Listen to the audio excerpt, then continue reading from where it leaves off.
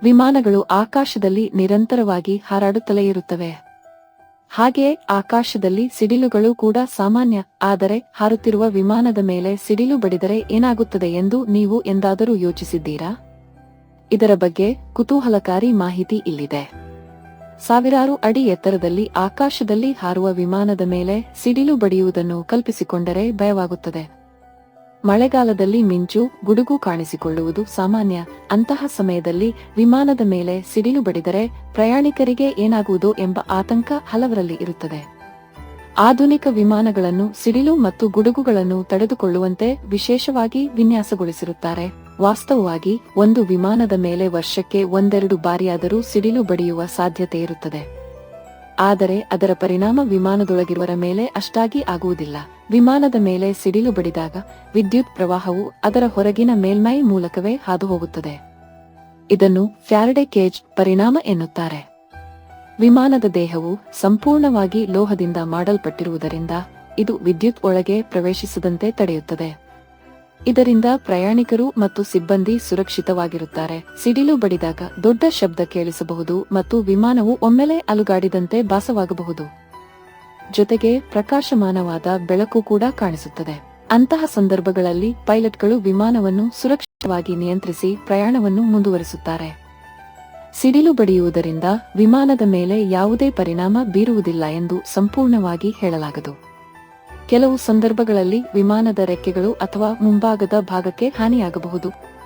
ಕೆಲವೊಮ್ಮೆ ನ್ಯಾವಿಗೇಷನ್ ಮತ್ತು ಕಮ್ಯುನಿಕೇಷನ್ ಉಪಕರಣಗಳ ಮೇಲೂ ಇದು ಪರಿಣಾಮ ಬೀರಬಹುದು. ಆಗ ಅವುಗಳು ಕೆಲಸ ಮಾಡುವುದನ್ನು ನಿಲ್ಲಿಸಬಹುದು. ಆದರೆ ಸಿಡಿಲು ಬಡಿದ ನಂತರ ವಿಮಾನವು ತನ್ನ ಗಮ್ಯಸ್ಥಾನವನ್ನು ತಲುಪಿದ ತಕ್ಷಣ ಇಂಜಿನಿಯರ್ಗಳು ಇಡೀ ವಿಮಾನವನ್ನು ಕೂಲಂಕಷವಾಗಿ ಪರಿಶೀಲಿಸುತ್ತಾರೆ. ಗಂಭೀರ ಹಾನಿ ಕಂಡುಬಂದಲ್ಲಿ ಅದನ್ನು ದುರಸ್ತಿ ಮಾಡುತ್ತಾರೆ. ಹಾಗಾಗಿ ಪ್ರಯಾಣಿಕರು ಭಯಪಡುವ ಅಗತ್ಯವಿಲ್ಲ ಎಂದು ವಿಮಾನಯಾನ ತಜ್ಞರು ಹೇಳುತ್ತಾರೆ. ರಾಡಾರ್ ವ್ಯವಸ್ಥೆಗಳು ಪ್ರತಿಕೂಲ ಹವಾಮಾನವನ್ನು ಮೊದಲೇ ಪತ್ತೆಹಚ್ಚುತ್ತವೆ.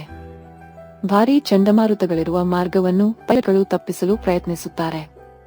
ತುರ್ತು ಪರಿಸ್ಥಿತಿಗಳಿಗಾಗಿ ವಿಮಾನಗಳಲ್ಲಿ ಅನೇಕ ಸುರಕ್ಷತಾ ವ್ಯವಸ್ಥೆಗಳು ಕಾರ್ಯನಿರ್ವಹಿಸುತ್ತವೆ.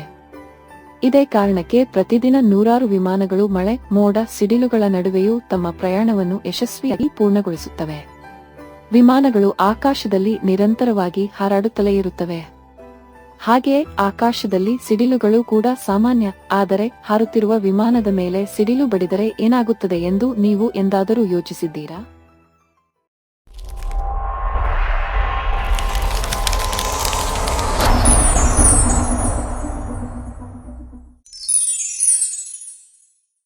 ಮಳೆಗಾಲದಲ್ಲಿ ಸಿಡಿಲು ಬಡಿದು ಸಾವನ್ನಪ್ಪುವವರ ಸಂಖ್ಯೆ ಜಾಸ್ತಿ. ಮಳೆಗಾಲದಲ್ಲಿ ಮೊಬೈಲ್ ಬಳಸಲು ಕೆಲವರು ಹೆದರ್ತಾರೆ. ಮೊಬೈಲ್ ಬಳಕೆಯಿಂದ ಸಿಡಿಲು ಬಡಿಯುವ ಸಾಧ್ಯತೆ ಹೆಚ್ಚು ಅಂತ ನಂಬ್ತಾರೆ. ಅದು ಎಷ್ಟು ಸತ್ಯ? ಮಳೆ ಬಂದಾಗ ಅಥವಾ ಗುಡುಗು ಮಿಂಚು ಕಾಣಿಸಿಕೊಂಡಾಗ ಮೊಬೈಲ್ ಬಳಸಲು ಜನ ಹೆದರೋದು ಸಹಜ. ಮೊಬೈಲ್ ಸಿಡಿಲನ್ನು ಆಕರ್ಷಿಸುತ್ತೆ ಎನ್ನುವ ನಂಬಿಕೆ ಇದೆ. ಆದ್ರೆ ತಜ್ಞರು ಇದನ್ನು ಸುಳ್ಳು ಎನ್ನುತ್ತಿದ್ದಾರೆ. ಮೊಬೈಲ್ ಫೋನ್ ಟವರ್ಗಳೊಂದಿಗೆ ರೇಡಿಯೋ ತರಂಗಗಳ ಮೂಲಕ ಸಂಪರ್ಕ ಸಾಧಿಸುತ್ತದೆ. ಈ ರೇಡಿಯೋ ಸಿಗ್ನಲ್ಗಳು ಸಿಡಿಲನ್ನು ಸೆಳೆಯುವಷ್ಟು ಶಕ್ತಿಯುತವಾಗಿರುವುದಿಲ್ಲ. ಹಾಗಾಗಿ ಕೇವಲ ಮೊಬೈಲ್ ಬಳಸುತ್ತಿದ್ದೀರಿ ಎಂಬ ಕಾರಣಕ್ಕೆ ಸಿಡಿಲು ನಿಮ್ಮ ಮೇಲೆ ಬೀಳುವುದಿಲ್ಲ. ಸಿಡಿಲು ಸಾಮಾನ್ಯವಾಗಿ ಎತ್ತರದ ಸ್ಥಳಗಳಲ್ಲಿ ಬೀಳುತ್ತದೆ. ಮರಗಳು, ವಿದ್ಯುತ್ ಕಂಬಗಳು, ಟವರ್ಗಳು, ತೆರೆದ ಮೈದಾನಗಳು ಹಾಗೂ ಗುಡ್ಡದ ಮೇಲಿರುವವರು ಹೆಚ್ಚು ಅಪಾಯದಲ್ಲಿರುತ್ತಾರೆ. ಆದ್ದರಿಂದ ಇಂತಹ ಸ್ಥಳಗಳಲ್ಲಿ ನಿಲ್ಲುವುದನ್ನು ತಪ್ಪಿಸಬೇಕು. ಮಳೆ ಬಂದಾಗ ಮರದ ಕೆಳಗೆ ನಿಲ್ಲುವುದು ಸುರಕ್ಷಿತ ಎಂದು ಹಲವರು ಭಾವಿಸುತ್ತಾರೆ. ಆದರೆ ಇದು ದೊಡ್ಡ ತಪ್ಪು. ಸಿಡಿಲು ಹೆಚ್ಚಾಗಿ ಮರಗಳ ಮೇಲೆ ಬೀಳುವ ಕಾರಣ ಮರದ ಕೆಳಗೆ ನಿಲ್ಲುವುದು ಜೀವಕ್ಕೆ ಅಪಾಯಕಾರಿಯಾಗಿದೆ. ತುರ್ತು ಕರೆ ಮಾಡಬೇಕಾದರೆ ಮೊಬೈಲ್ ಬಳಸಬಹುದು. ಆದರೆ ತೆರೆದ ಜಾಗದಲ್ಲಿ ಅಥವಾ ಮರದ ಕೆಳಗೆ ನಿಂತು ಮಾತನಾಡಬೇಡಿ. ಸಾಧ್ಯವಾದರೆ ಸುರಕ್ಷಿತ ಕಟ್ಟಡದ ಒಳಗೆ ಹೋಗಿ ಫೋನ್ ಬಳಸಿ. ಪ್ರತಿ ವರ್ಷ ಭಾರತದಲ್ಲಿ ಸಾವಿರಾರು ಜನರು ಸಿಡಿಲು ಬಡಿದು ಸಾಯುತ್ತಾರೆ. ರಾಷ್ಟ್ರೀಯ ಅಪರಾಧ ದಾಖಲೆಗಳ ಬ್ಯೂರೋ ಪ್ರಕಾರ 2023ರಲ್ಲಿ ದೇಶದಲ್ಲಿ ಸುಮಾರು 560 ಜನರು ಸಿಡಿಲು ಬಡಿದು ಸಾವನ್ನಪ್ಪಿದ್ದಾರೆ. ಈ ಅಂಕಿಅಂಶವು ನೈಸರ್ಗಿಕ ವಿಕೋಪಗಳಿಂದ ಉಂಟಾಗುವ ಒಟ್ಟು ಸಾವುಗಳಲ್ಲಿ ಸರಿಸುಮಾರು 40%